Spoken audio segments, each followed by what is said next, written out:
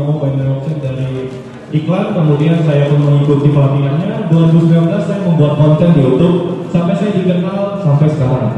Dari awal tidak pernah ada niatan untuk merugikan orang lain, apalagi sampai menipu.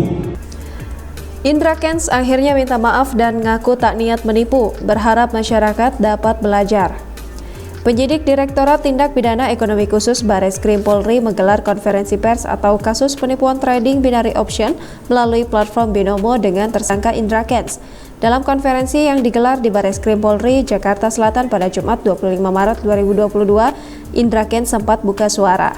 Dilansir YouTube Intens Investigasi, Indra Kents langsung meminta maaf dengan seluruh masyarakat Indonesia. Lebih lanjut, Indra menjelaskan awal mula mengenal dunia binary option. Ia juga menegaskan tak ada niat untuk menipu bahkan merugikan orang lain. Indra Kents juga berharap atas kasusnya ini, masyarakat Indonesia harus belajar untuk mengenal resiko dalam berinvestasi, terlebih dengan platform legal ataupun ilegal. Terakhir, Indra Kents mengaku akan bertanggung jawab dan mengikuti proses hukum yang ada. Karena orang tua saya tidak pernah mengajarkan saya untuk menipu, tetapi sayang sekali hal ini harus terjadi.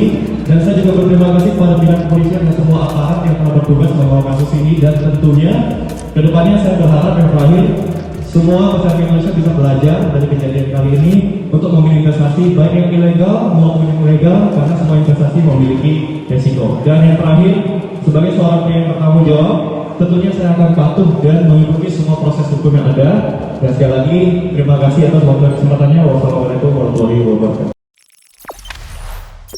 Jangan lupa subscribe, share, komen, dan like ya!